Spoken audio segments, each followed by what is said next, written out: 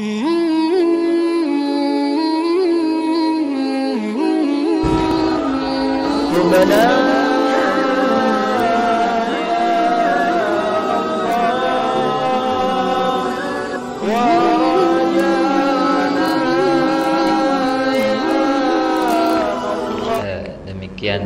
penyampaian singkat dengan Bapak Muallim mengenai manajemen waktu ya. Kumbena ampun bahas niat ini karena ada tahu cara memanfaatkan waktu dalam kebaikan. Jadinya ya cara sebenarnya ya dengan memasang niat dalam ketaatan untuk beribadah kepada Allah Subhanahu wa taala. Nah, untuk jamaah si dia neman jelas atau masih ada kebingungan bau sana ketuanang kayak saya selaku moderator membuka dua sesi tanya jawab. Si pertama dengan jamaah, si kedua dengan media atau Facebook. Sila si mele beketuan. Nak nabiang mik si panitia.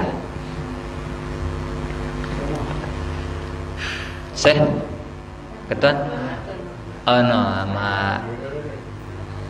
sama Sadon. Ya, yang oren kasih yang oren.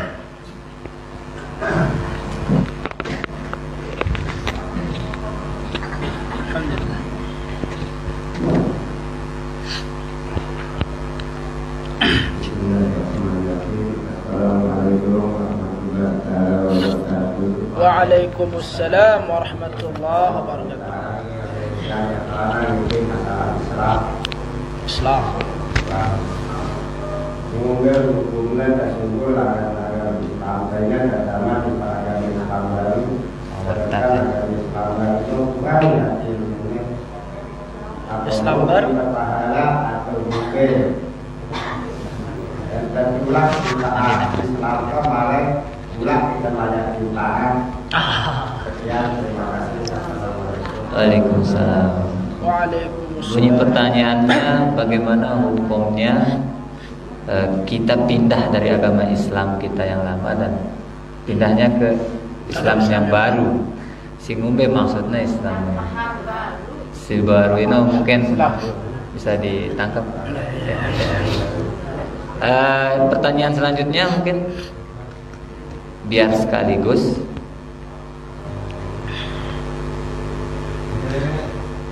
mamben deh, mamben baru arah mamben baru.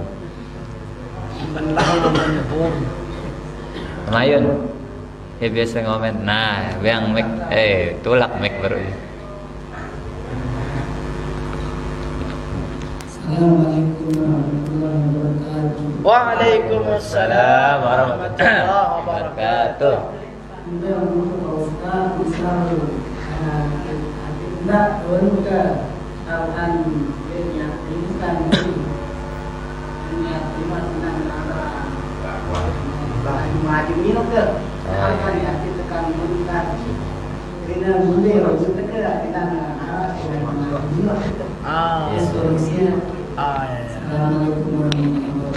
Waalaikumsalam warahmatullahi wabarakatuh.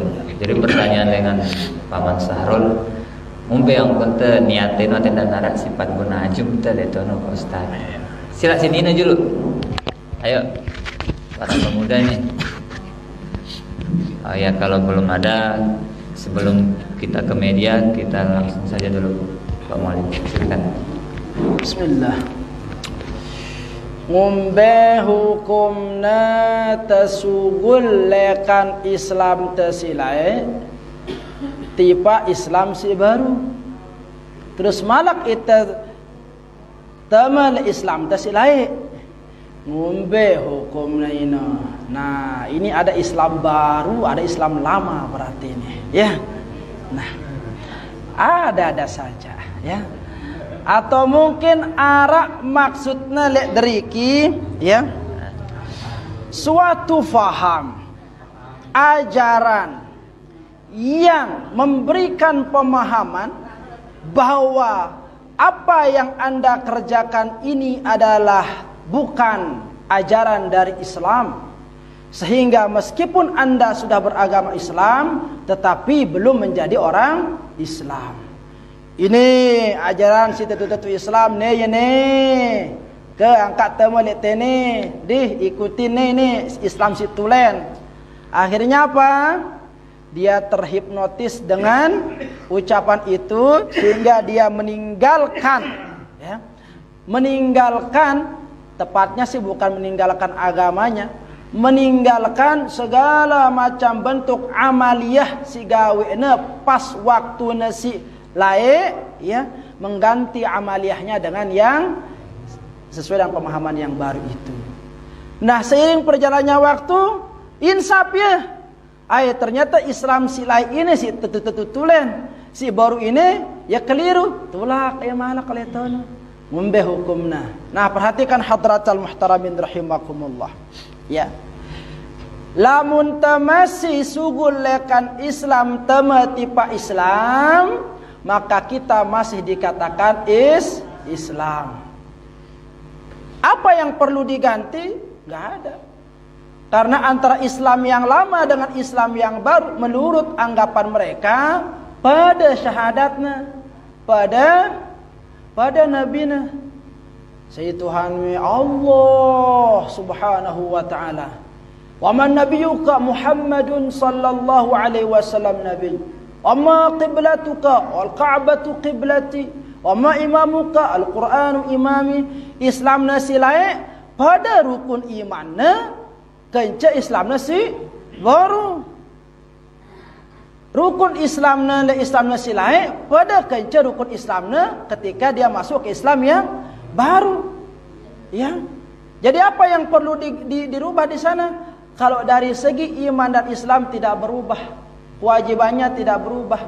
Hanya saja yang perlu dirubah ketika dia meninggalkan kewajiban-kewajiban yang dibebankan oleh syariat ya, yang mungkin dirasa tidak menjadi kewajiban ketika dia masuk Islam yang baru itu. Ya. Apalah mungkin kita tidak tahu dan sebagainya. Nah, lagu lamun ada kewajiban-kewajiban si harus negawe ino, tidak ada yang ditinggalkan, maka tidak ada. Hanya yang perlu diperbaiki apa? Diri kita. Kalau kemarin dengan kita masuk Islam yang baru, kita sering menghujat Islam yang lama, kita sering mencaci maki saudara-saudara kita di Islam yang lama, lalu kembali kepada Islam yang lama lagi, yang perlu kita lakukan adalah memperbanyak istighfar. Ya, yang kak ngombe-ngombe ongkon Islam te pada arak simaran dina Islamna lain, arak simaran Islamna baru, arak simaran Islamna si paling kena, lalu menyalahkan orang lain. Ingat hadis Rasul sallallahu alaihi wasallam, la yaskhar qaumun min qaumin. Dana kanggo sopo panjak ngolok panjak si lain. Kumbena asa an yakuna khairum minhum. Karena bisa jadi orang yang diolok itu lebih baik dari orang yang diolok. Wala nisa'um min nisa'in. Begitu juga bagi perempuan-perempuan. Dina kanggo ngolok muslimah yang lain. Menganggap diri paling benar, menyalahkan orang lain, menganggap orang lain tidak benar semuanya. Ya, asa an yakunna khairam minhunna. Bisa jadi perempuan yang diolok itu lebih mulia, lebih baik daripada dia yang mengolok. Akak dende pada ajum-ajum yang diri. Dak ada parang di tetu haju. Dak ada parang di tetu ahli kebaikan, kebenaran. Dende pada bangga yang di diri. Karena kita tidak tahu di mata Allah, mungkin setiap malam air matanya menetes minta ampun kepada Allah. Sebab itu dia dimuliakan oleh Allah subhanahu wa ta'ala. Lalu anda siapa? Apalagi sampai berani menghukumi orang. Na'udzubillahi min dzalik. Ya, alaisallahu bi ahkamil hakimin. Allah si paling berhak menghukumi suatu perkara. Lihatkan pegawian sigani sepuh panjang hanya Allah. Itu ini hanya menjalani saja. Apa yang diperintah oleh Allah kerjakan, apa yang dilarang oleh Allah tinggalkan. Dendek malak mina hukum-hukum mesa-mesa, mengatakan diri orang tidak benar lah, sendirinya yang paling benar lah, bangga dengan dirinya lah. Seperti itu. Ingat, Allah memiliki hukum yang nanti akan dinampakkan di hari kiamat. Ya, hati-hati hadratal muhtaramin rahimakumullah. Lanjut, pertanyaan yang kedua, ngumbe ong kunte antele setiap pegawai antino ndak tebon ajum. Nah, kemarin kita telah bahas tentang ikhlas, ya. Jadi syarat ikhlas ini mengerjakan segala sesuatu dengan menyerahkan segala tujuan itu kepada Allah. Tidak ada tujuan selain daripada Allah Subhanahu wa taala. Nah, kalau kita sudah bisa menghadirkan perasaan seperti itu, maka kita tidak akan mau peduli terhadap sanjungan atau cacian yang dilontarkan oleh orang. Ngombe ongkunte ya harus belajar, berat. Sebagaimana nanti yang contohkan di masjid, tenyumbang 5 juta le Jumat, satu palang beli, orang kan nyebut arante. Pumbena karena sumbangan te palang beli. Nah, setelah Anda nyumbang itu, siap-siaplah nanti ketika Anda keluar dari masjid itu akan dipuji oleh orang. Kalau Anda merasa tersanjung, berarti belum lolos dalam perkara ikhlas. Sebaliknya, ketika Anda nyumbang dengan nominal yang paling kecil 5.000 rupiah, le masjid malak umumangna, maka siap-siap nanti ketika Anda keluar dari masjid, Anda akan dibicarakan oleh orang. Ya, maka ketika Anda jatuh dengan pembicaraan manusia itu, berarti Anda juga belum dikatakan sebagai orang yang ikhlas. Maka orang ikhlas itu adalah orang yang tidak tersanjung dengan pujian manusia dan tidak merasa hina dengan cacian manusia, karena tujuannya hanyalah Allah Subhanahu wa taala. Wallahu taala a'la wa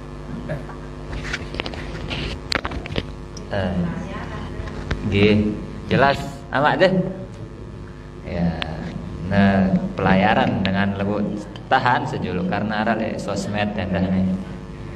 Nak baca yang si operator le julu. Telu pertanyaan nih ke. Secara singkat aja ya. Ya. Atau langsung dibacakan? Langsung. Pertanyaan dari sama lalu ada pertanyaan. Assalamualaikum warahmatullahi wabarakatuh. Warahmatullahi wabarakatuh. Izin bertanya, Pak Ustadz, bagaimana sih cara istiqomah dengan manajemen waktu yang sudah kita rancang? Misalkan nih, kita sudah rancang setiap Senin dan Kamis naik ke majelis ta'lim. Namun karena berbagai cobaan yang datang dari omongan tetangga, misalkan tumben tak ngaji, membuat hati kita goyah untuk naik ke majelis ta'lim lagi. Sehingga manajemen waktu yang kita rancang gagal total. Mohon pencerahannya Pak Ustadz, bagaimana agar tetap istiqomah dengan tidak mendengarkan omongan yang membuat kita sakit hati. Bagaimana cara kita agar istiqamah? Perhatikan hadratal muhtaramin rahimakumullah. Seorang manusia akan diuji pada 3 keadaan. Kapan yang pertama? Ketika dia diberikan musibah. Kapan yang kedua? Ketika dia dalam ketaatan. Kapan yang ketiga? Ketika dia dalam kemaksiatan. Sehingga dalam 3 perkara ini kita diperintahkan untuk sabar. As-sabru indal musibah. Sabar ketika diberikan ujian musibah oleh Allah Subhanahu wa taala. Yang kedua, as-sabru indat ta'at. Anda kira dengan Anda semakin dekat kepada Allah, Anda tidak akan diuji oleh Allah, akan semakin berat ujiannya di sana. Lebih berat daripada ujian ketika kita diberikan musibah. Maka bersabarlah. Taik majelis ta'lim akan dibicarakan, tumben rajin dosa kena ini, ya, sok alim dan seterusnya. Itu ujian semua, maka bersabarlah. Ke dalam maksiat, di sana syaitan akan menggiurkan kita dengan segala macam bentuk kelezatan maksiat. Maka tahanlah diri dengan semua ujian itu, senantiasalah bersabar. Ya, dan orang-orang yang mampu bersabar dalam ujian-ujian ini, apa janji Allah Subhanahu wa taala? Innama yuwaffas sabirun ajrahum bighairi hisab. Sesungguhnya pahala ganjaran yang akan diberikan oleh Allah Subhanahu wa taala bagi orang-orang yang bersabar bighairi hisab, tanpa batas. Tanpa batas. Lamun sembahyang jelas pahalana 27 derajat. Lamun puasa jelas pahalana. Lamun sedekah jelas puasana. Lamun sabar tidak ada batasan yang akan diberikan oleh Allah Subhanahu wa taala. Saking besaran pahala dengan sabar, maka bersabarlah. Lanjut pertanyaan kedua dari Azian Fizi. Nanya Pak Ustadz, boleh enggak kita berniat sedekah subuh untuk 1 minggu? Maksudnya 1 kali infak kita niatkan untuk seminggu. Oh ya. Niat sedekah subuh. Ini kalau yang mau coba sedekah subuh ini memang luar biasa, ya. yang punya hajat-hajat apa gitu, sedekah subuh itu luar biasa ya. Sebagian rezeki di. Nah, sekarang pertanyaannya, saya mau sedekah subuh nih, ya. Mau sedekah subuh. Boleh enggak saya rapel sekaligus gitu, ya. Perhatikan hadratan muhtaramin rahimakumullah. Di antara pekerjaan yang dicintai oleh Allah Subhanahu wa taala, ya, adwamuha wa in qalla. Apa itu? Istiqomahnya, kontinunya, tetapnya, wa in qalla, meskipun sedikit. Ya. Allah lebih suka ibadah yang dilakukan secara istiqomah meskipun ibadah itu bentuknya sedikit daripada beribadah bersedekah dengan jumlah yang besar lalu sekali semasa. Allah lebih senang yang sedikit-sedikit itu, tetapi tetap ya. Nah, akan tetapi ketika misalkan diniatkan turun pecelengan lebalena, setiap subuh dia masukkan ke kuniatan sedekah subuhku, tamangna le celengan. Besok nih sedekah subuhku 1000, besok ini sedekah 1000. Laun sekali seminggu ya, antena panuan ruana baru ampuna bagian ya. Bagaimana yang seperti itu, insyaallah Allah Subhanahu wa taala akan menghargai dari setiap niat seorang hamba. Ya, tetap berhusnuzon kepada Allah Subhanahu wa taala. Allah taala a'la wa a'lam. Lanjut ke yang terakhir dari Sri Fatma Imtihan. Assalamualaikum warahmatullahi wabarakatuh. Waalaikumsalam warahmatullahi taala wabarakatuh. Semoga sehat selalu Pak Ustaz. Ya Rabb.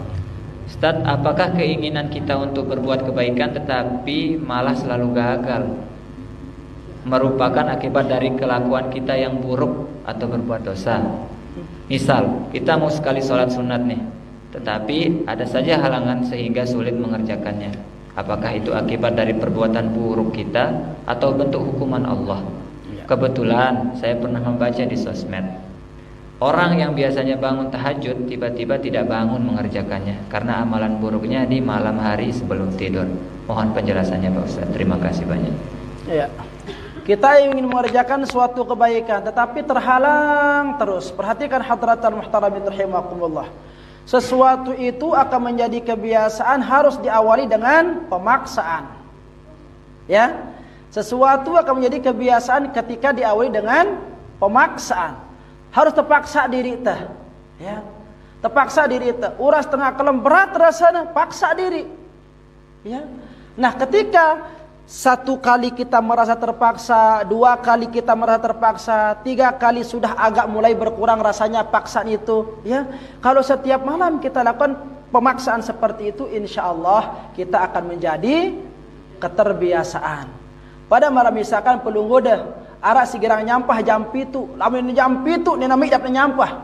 Naliwat jam 7 sakit tiana. Akhirnya jam 7 dua nyampah. Besok nyampah jam 7, jamaknya akhirnya jadi kebiasaan nyampah jam 7. Kalau dia tidak nyampah suatu hari pada jam yang ditentukan, apa yang terjadi pada dirinya? Sakit, sakit perut, ya.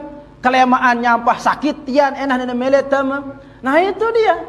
Sebenarnya ketergantungan itu disebabkan karena apa? Itu kebiasaan yang kita lakukan itu. Maka kalau kebiasaan baik yang kita terapkan pada diri kita, insya Allah akan menjadi sesuatu yang baik. Ya, nah lawan ini orang yang sudah terbiasa ini, tetap qiyamul lail, ya. Tetapi suatu saat dia terhalang di sana, dia terhalang dengan terhalang untuk melakukan kebaikan itu. Apakah itu penyebabnya adalah dosa atau kesalahan yang kita lakukan? Maka hadratan muhtaramin rahimakumullah, kalau kita berpikiran seperti itu, maka alhamdulillah berarti kita masih diberikan kesadaran untuk termotivasi menjadi orang yang lebih baik ke depannya. Ya, si paling bahaya ini sudah tidak melakukan kebaikan dan tidak merasa bersalah ketika meninggalkan kewajiban. Ini ya, gawe salah, merasa dirinya gawe salah. Biasa-biasa doang, bahkan bangga, ini yang paling parah, bangga dengan maksiat yang dia lakukan. Inilah posisi manusia yang sangat-sangat merugi yang seperti ini. Maka dekatilah orang-orang yang seperti ini, nasihati sebagai bentuk cinta kita kepada saudara seiman seislam kita. Allah taala alam. Kita cukupkan pengajian kita pada malam ini karena arah hajat dengan keluarga.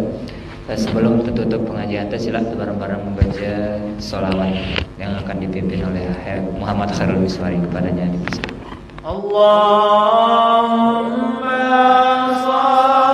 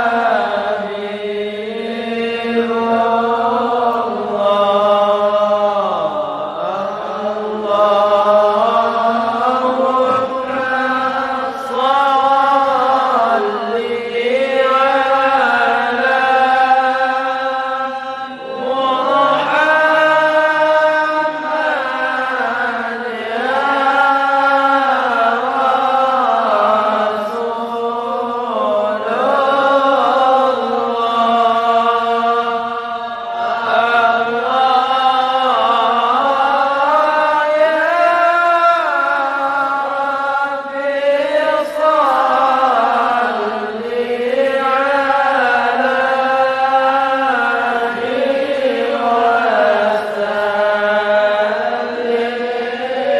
Ya